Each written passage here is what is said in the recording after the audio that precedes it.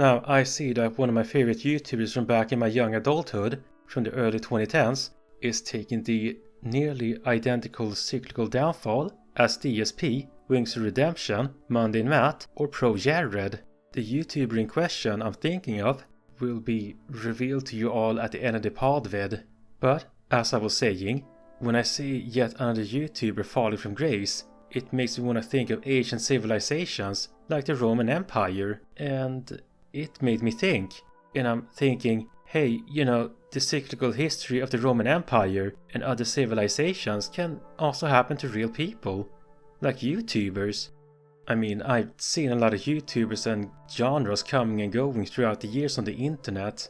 I mean, does anybody remember Equals 3, Super Saiyan Gosar, The Wine Cone, Smosh, anime music videos, The Angry Video Game Nerd, and all of the other angry game reviewers who copied him? Well, okay, AVGN didn't spring up organically from YouTube, he didn't. He uploaded stuff elsewhere before the platform even existed, but when I'm referring to the AVGN, I am referring to him as an OG content creator and not as an OG YouTuber. But, as I was saying, has anybody heard of Machinimas then? No, not the channel Machinima. I'm referring to video game movies, like based on Half-Life, like Quarter Life, or based on WoW movies, like the WoW movies Oxford used to make, or Dude Where's My Mount, or the unrelated Illegal Danish, or the unrelated The Grind, or the unrelated Snacky's Journal, or the unrelated World of Roguecraft.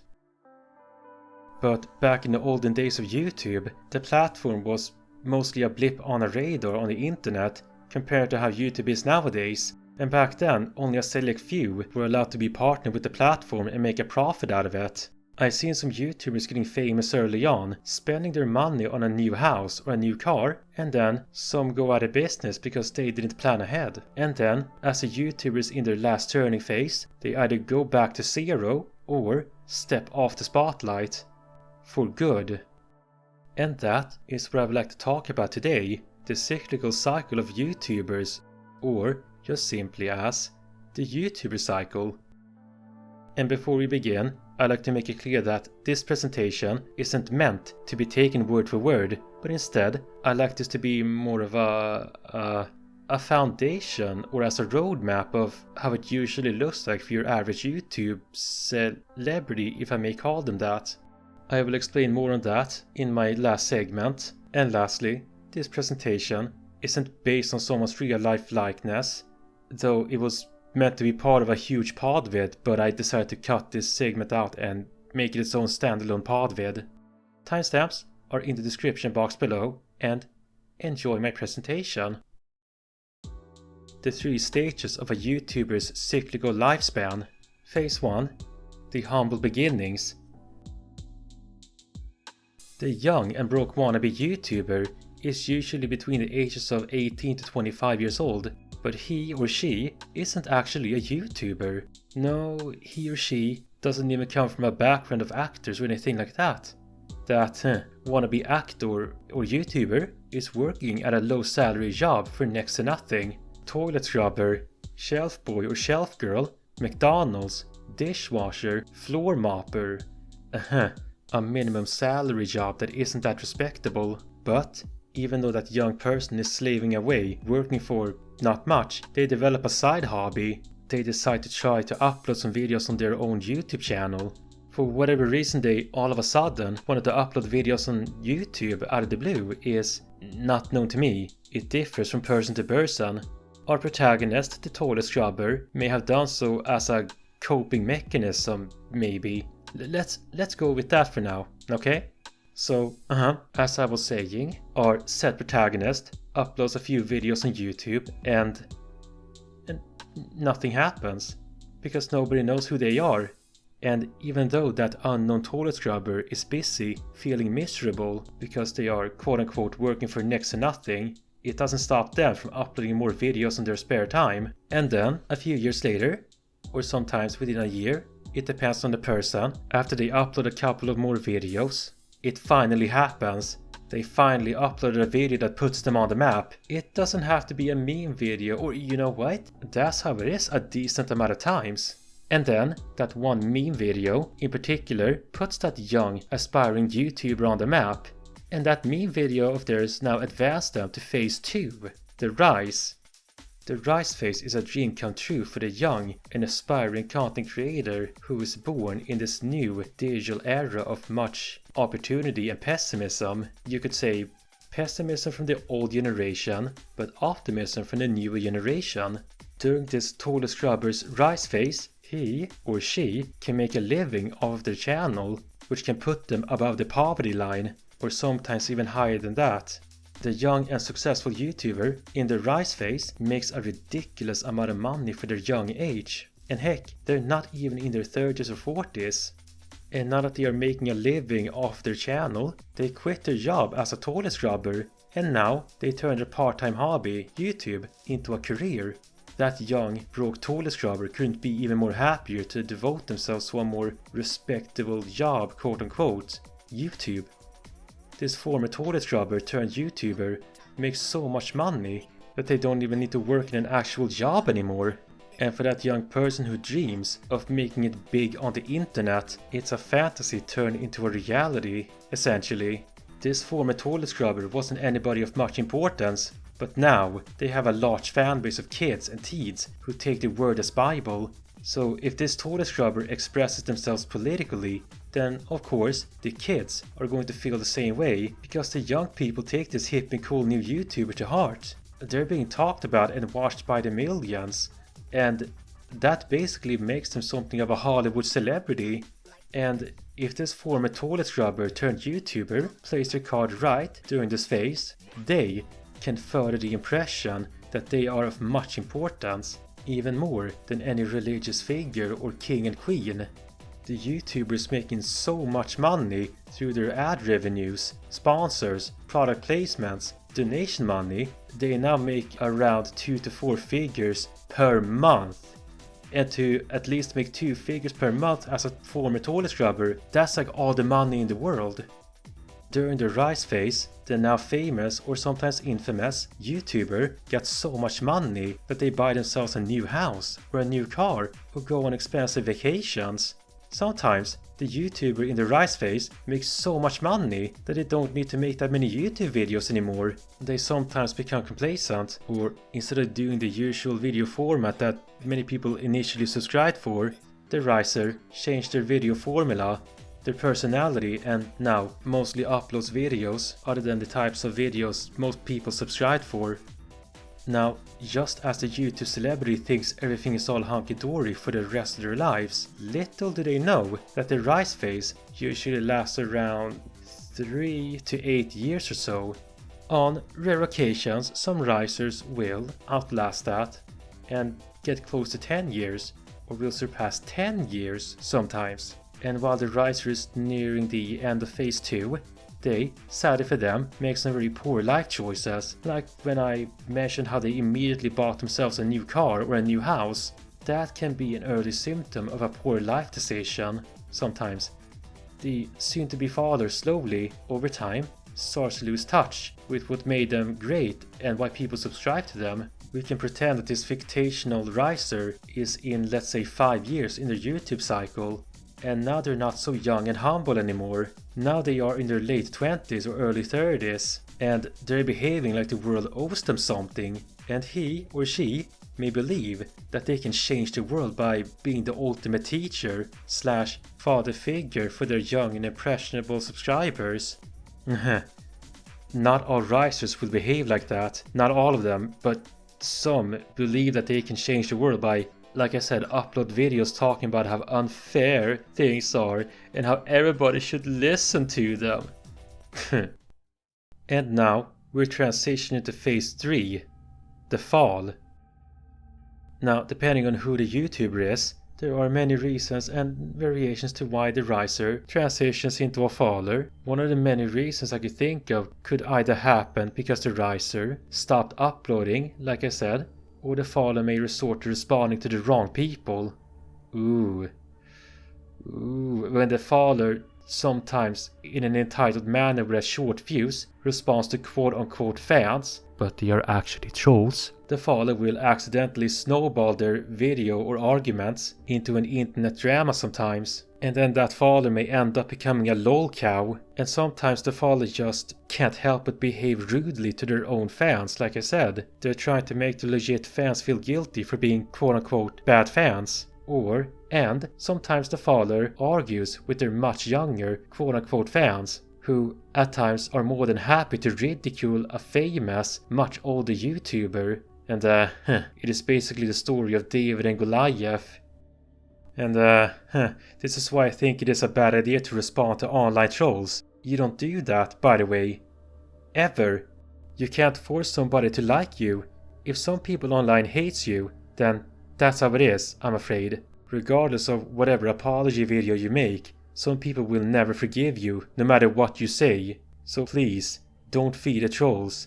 No, that apology wasn't enough. That's not good enough. You need to apologize better. And the more the follower responds to the wrong people, the more of those legit fans start to leave, one by one. And quote-unquote trolls, or sometimes fake fans even, slowly takes their place. And then, after that follower made too many bad life choices, especially turning off their original fans and having a very poor spending habit, the follower probably doesn't realize that they don't have any legit fans anymore, even though the follower is on a blocking spree, blocking quote-unquote haters left and right on social media. The only thing the follower noticed is that they don't generate as much money as they used to during their rise phase, and the money they earned a few years ago is mostly gone now, because they didn't put any of that money they earned during their rise phase into their savings account, or not much of it, because they just couldn't help themselves and spent carelessly on whatever caught their eyes. And just when you think that some followers couldn't fall any lower, some of them, in their low point, now all of a sudden identifies as trans. Now, there are certain variations of how one YouTuber goes through their YouTube cycle, but that's basically your typical YouTuber cycle, with or without certain variations or two.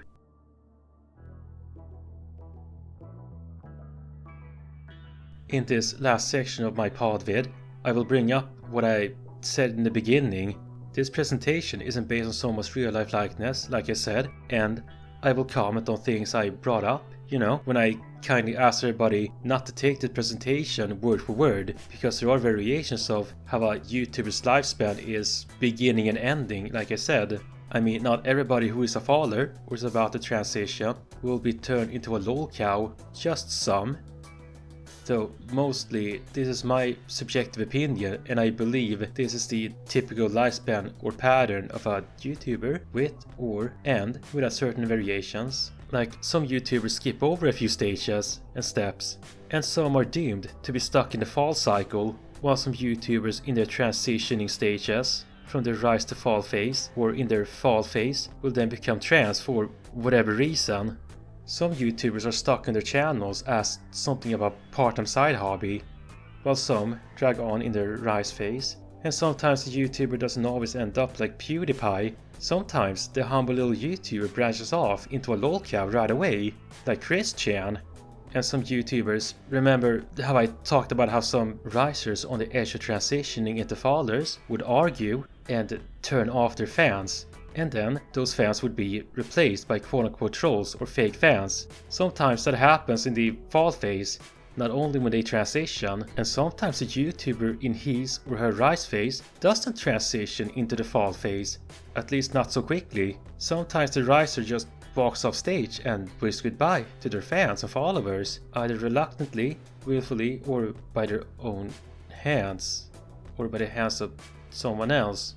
A YouTuber, quote unquote, I'm thinking of that walked off the limelight is Oxorn, if anybody remembers him. I used to watch his WoW Machinima movies back in the day, I remember, but then he decided to stop making WoW movies and move on with his life. I understand, by the way, I understand that. Another YouTuber I think of that walked off stage in their apex of their rise phase is, of course, Filthy Frank. Now, I'm not putting words in anybody's mouth, hopefully, I'm just summarizing in a nutshell what Filthy Frank said. He said something to the effect of, I can't do the Filthy Frank show anymore. The characters are destroying my pipes. I'm going to finish this show before it gets worse for my health. And he did. And since then, he's been doing actual music. And they're pretty good. They're on Spotify.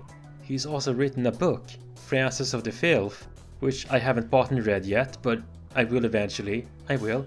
But no matter how much time passes, I will always remember Filthy Frank as Filthy Frank. Talking about another YouTuber, a YouTuber who quit against her wishes, was Misha Boo. She was a Black American woman who ran a fashion model channel. Her life, unfortunately, was cut short by her former lover. Another YouTuber, unrelated, Black American who quit YouTube, willfully by their own hands, unfortunately, went by Erika, and he quit YouTube by jumping off the... I don't want to finish that sentence. Before Erika self-deleted, a lot of people enjoyed watching his content, including me. I thought he was a funny man, and he had a once-in-a-million YouTuber personality, something not that many people can pull off. And in my opinion, I feel like Erika took it for granted. But even though he had that golden voice and persona, there was a problem here. Erika would, a decent amount of times, act all gangsta in his videos, and he did so while he was playing Nintendo games in front of his young and impressionable viewers. He would also swear a lot and say the N-word a good amount of times. Now, to save time, I have to skip over details here, but if you're somebody who's old enough, I can recommend the Erika documentary by Screenments. Link for that in the description box below. But fast forward to somewhere around, I think, the early or mid 2010s, YouTube started to change its rules of what is acceptable on the platform, and I am very certain that YouTube's new rules also apply to swear words and racist slurs, which includes saying the N-word, and YouTube didn't seem to care if one who said it was a black person or not. Erika seemingly got frustrated that he, as a black man, couldn't swear and say the N-word now without his social media accounts giving him warning shots. Yes, even on Twitter, he received some form of warning or strike or something like that. These aforementioned platforms didn't care that Erika said the N-word as a black man. On his now deleted video, Erika defended himself and said something to the effect of, But these black rappers, they have the N-words in their lyrics of their songs. They have the N-word, why can't I say that? Erika was trying to say. Now, in my personal opinion, I think I can understand Erika's frustration. In my opinion, I cringed when I heard that the lawmakers and the internet decided to get involved and make it more safe for everybody. I mean, once upon a time, YouTube got popular because they had those teenagey, sweary teenagers who wanted to be hip and cool on the internet and all. And YouTube's new rules and guidelines baffles me. I mean, YouTube became so popular back in the days thanks to those edgy, sweary teenage contents, which attracted a lot of teenagers onto the platform, like I said, and that type of content put YouTube on the map on the internet. And now that YouTube is top dog, now they wanna be like Disney. I mean, could you imagine growing up with YouTube and throughout your quote-unquote career, you swore a lot and said the N-word? You were an edgy teenager / young adult. But then around the mid-2010s or something like that, a group of young men decided to go on a bit of a joke trip to an infamous self-deletion forest in Japan. And YouTube wasn't happy about that quote-unquote joke video, and that seemingly threw YouTube in a panic mode, and then YouTube decided to change the rules. Some people, as much as I hate to say this, adapted to YouTube's new rules, and especially the newer generation. But you know, back in the day you did have people who did get famous for their loud mouth, like you know Erika, ABGN, and the show RB and the Chief. But YouTube's changed now, and to refer back to Erika, he couldn't say the things he usually said, like the N-word. And I guess Erika couldn't take it anymore, and Erika, almost 5 years ago, said goodbye to all of us. Forever. Rip Erika.